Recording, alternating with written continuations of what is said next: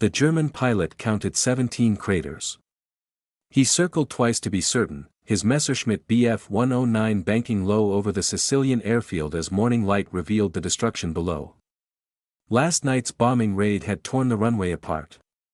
Holes the size of houses scarred the earth. Nothing would fly from this place for weeks. He radioed his report and turned for home, satisfied. He was wrong by 20 days. Sergeant Earl Womack stood at the edge of the largest crater and said nothing. The men of the 814th Engineer Aviation Battalion gathered behind him, staring at the devastation. Sicily in July 1943 was brutal, the sun already hammered down at 7 in the morning, turning the rocky ground into a furnace. Womack was 34 years old, built like the coal mines of West Virginia where he had spent 15 years before the war. His hands were scarred. His eyes were tired. Inside his helmet, tucked against the liner, he carried a photograph of his younger brother Tommy, killed at Pearl Harbor 19 months ago. 18 hours, Lieutenant Morrison announced, walking up with a clipboard. Command wants this runway operational by midnight. Fighter squadrons are grounded. The whole offensive depends on air support. Private First Class Tomas Reyes whistled low. He was 19, a Mexican-American kid from the Texas border country who had grown up fixing broken tractors with nothing but wire and stubbornness. 18 hours. There's unexploded ordnance everywhere. That crater alone would take a week back home. We're not back home, Womack said. His voice was flat, quiet. He had learned in the mines that panic spread faster than fire. A steady voice kept men alive. Get the trucks unloaded. Marston Matt first. Reyes, take 2 men and mark every piece of ordnance you can find. Nobody dies today because they stepped on something German. The Marston Mat was America's secret weapon against destroyed runways, pierced steel planking, each section 10 feet long and 15 inches wide, punched with holes to reduce weight. The sections interlocked like puzzle pieces. A crater that would take days to fill with dirt and gravel could be bridged in hours with steel. The Germans had nothing like it. Neither did the British, though they were learning fast. A British liaison officer arrived mid-morning, watching the Americans swarm over the airfield like ants. You Yanks genuinely believe you can repair this in 18 hours? He gestured at the chaos, men hauling steel, bulldozers pushing rubble, medics standing by for the inevitable accidents. I admire the optimism, but perhaps realistic expectations might serve better. Womack didn't look up from the crater he was measuring. We'll be done in 16. The real crisis came at noon. Reyes found it, a German SC-250 bomb, 500 pounds of high explosive, buried nose down in the packed earth near the runway's eastern edge. The fuse was intact. Delayed action. It could detonate in an hour or a week. Nobody knew. Bomb disposal is 30 miles out, Morrison reported. 2 hours minimum. We don't have 2 hours. Womack studied the bomb's position. Mark a 50-yard perimeter. We work around it. Sarge, if that thing goes off, then we'll have an 18th crater to fill. Keep working. The men worked. They worked through the brutal afternoon heat, through blistered hands and aching backs. They worked while the bomb sat silent in its hole, a metal monster waiting to wake. The Army had trained them for this. The 814th had built and rebuilt airfields across North Africa, learning with each mission. Speed was survival. Every hour a runway stayed broken meant pilots couldn't fly. Pilots who couldn't fly meant ground troops died without air cover. The math was simple and brutal. By 4 o'clock, the bomb disposal team arrived. By 5, the SC-250 was defused. By 8, the largest craters were bridged with Marston Mat, the steel planking gleaming under work lights as the sun set. By 10, the runway was a patchwork of original concrete, fresh gravel, and interlocking steel, ugly, imperfect, but solid. At 11:14, the first P-40 Warhawk roared down the runway and lifted into the night sky. Then another. Then a third. The British liaison officer stood watching, his mouth slightly open. He said nothing. There was nothing to say. Womack lit a cigarette and watched the planes climb. Reyes sat on an empty fuel drum nearby, his hands wrapped in bandages from a dozen small cuts. The men of the 814th sprawled across the airfield, too exhausted to celebrate, but in the distance, beyond the mountains, a sound began to grow. Engines. Many engines. The Germans were coming back. Lieutenant Morrison ran toward Womack with a radio in his hand. Luftwaffe bombers inbound. 16 aircraft, maybe more. 10 minutes out. Womack dropped his cigarette and crushed it under his boot. He looked at the runway they had just rebuilt, at his exhausted men, at the dark sky filling with the drone of enemy aircraft. "Get everyone to the trenches," he said quietly. "When they're done, we do it all again." The first bombs began to fall. Oberst Victor Brandt stared at the reconnaissance photographs until his eyes burned. The American airfield was operational. Fighters had launched. The intelligence was confirmed.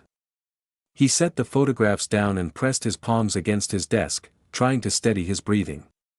This was impossible. 23 direct hits. 17 major craters. His engineers had calculated a minimum repair time of 3 weeks. The Americans had done it in 16 hours. Brandt was 45 years old, a former architect from Munich who had traded blueprints for bomber coordinates when the war began. He understood construction. He understood materials, logistics, labor requirements. What the Americans had accomplished violated every principle he knew. He picked up his pen and wrote a single order: launch a second raid. Heavier. Destroy the runway so completely that nothing could repair it. 800 miles away, Sergeant Womack pulled a dead man from a trench. Private Williams, 22 years old, from somewhere in Ohio. A bomb had landed 3 feet from his position. There wasn't much left to carry, but Womack carried it anyway. He set the body beside 6 others near the field hospital and walked back toward the runway without speaking. Lieutenant Catherine Holloway watched him go. She was 28, an Army nurse who had volunteered for overseas duty because the wounded needed her and because she couldn't stand waiting at home while the world burned. She had seen men die in dozens of ways over the past year. She had never seen men work themselves to death, but she was watching it now. The engineers moved like sleepwalkers, their faces blank, their hands mechanical. 16 hours of brutal labor, a bombing raid, and now they were expected to do it all again.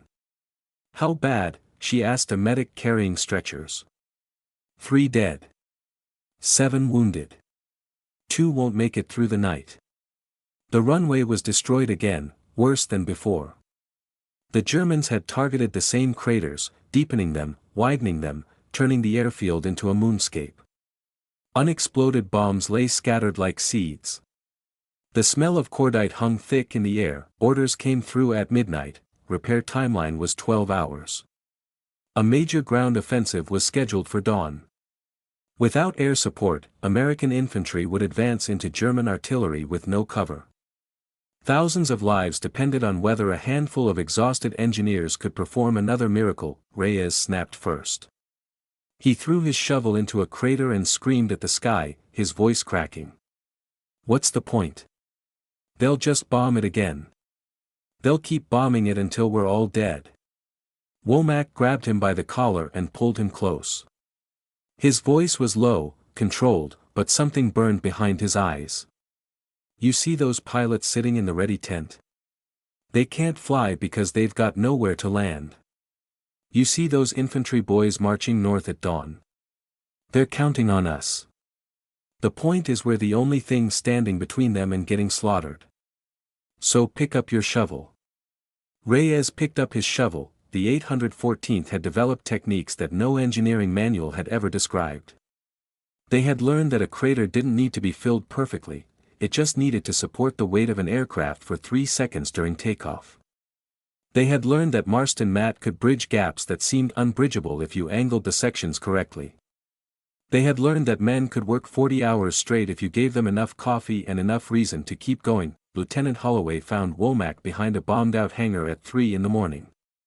He was sitting on the ground, his back against the corrugated metal, his eyes closed. She thought he was sleeping until he spoke. "My brother wanted to be an engineer," he said. "Not the fighting kind. The building kind. Bridges, dams, things that lasted. He enlisted because he thought it was the right thing to do. He was on the Arizona when the bombs hit." Holloway sat down beside him. The night was quiet except for the distant sounds of men working, machines grinding, steel clanging against steel. "You're going to kill your men at this pace," she said softly. "Not the Germans. You. The war's killing everyone." Womack's voice was hollow, scraped empty. "At least this way, we're killing it back." By dawn, the runway was operational. Again. The first bombers took off for strikes on German positions inland. The men of the 814th collapsed where they stood, in trenches, on supply crates, on the bare ground. They slept like the dead because they were too tired to dream. In his command post 200 miles north, Oberst Brandt received the reconnaissance report. He read it 3 times. He looked at the photographs of the American runway, patched, scarred, but functional. Aircraft were taking off. He made a decision. Nightly raids. Every single night. He would bury these Americans in craters until their bodies broke and their spirits shattered. He did not understand yet that he had already lost. 7 nights. 7 bombing raids. 7 times the runway was destroyed. 7 times it was rebuilt. The men of the 814th Engineer Aviation Battalion had stopped counting hours. Time had become meaningless, there was only the work, the bombs, and the brief moments of unconsciousness that passed for sleep. Reyes collapsed on the 6th day. His body simply stopped. One moment he was laying Marston mat, the next he was face down in the Sicilian dirt, his bandaged hands twitching. The medics diagnosed heat exhaustion, dehydration, and stress fractures in both wrists from swinging a pickaxe for 100 hours straight. Lieutenant Holloway demanded he be evacuated to a hospital ship offshore. Womack refused. "He's the fastest mat layer in the battalion," Womack said. "We need him. He'll die if he keeps working. He'll die if we lose air cover and the Germans push through." Womack's face was gaunt, his eyes sunken. He had aged 10 years in a week. Light duty. Keep him hydrated. But he stays. The supply situation had become desperate. A convoy carrying Marston mat was ambushed by German fighters on the coast road. Half their reserves burned in the wreckage. The 814th was forced to improvise, filling craters with rubble, bridging gaps with wooden planks salvaged from destroyed buildings, using anything solid enough to support an aircraft's weight. Womack led a night mission to a German bomber crash site 3 miles from the airfield. The Heinkel He-111 had gone down 2 days earlier, its aluminum skin scattered across a rocky hillside. The Americans stripped it in the darkness, carrying metal sheets back to patch their runway. The irony wasn't lost on anyone. German steel now served American planes. Oberst Brandt flew over the airfield on the 7th day. He had to see it with his own eyes. His pilot circled low while Brandt pressed binoculars to his face and studied the runway below. What he saw defied comprehension. The surface was a patchwork of materials: concrete, steel planking, wooden boards, corrugated metal, even what appeared to be flattened fuel drums. It looked like something assembled by madmen. It should not function. Yet as he watched, a P-51 Mustang rolled down the nightmare runway and lifted smoothly into the air. "What are these people?"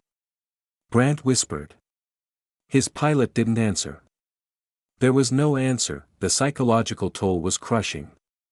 Men who had been steady and reliable began making mistakes, dropping tools, forgetting procedures, walking into dangerous areas without checking for unexploded ordnance. A corporal from Tennessee sat down in the middle of a crater during a repair operation and refused to move. He stared at the dirt walls surrounding him and said, over and over, "I'm already in my grave. I'm already in my grave." The medic sedated him and carried him away. Replacements arrived from a depot in North Africa, young men, fresh-faced, who had never heard a bomb fall.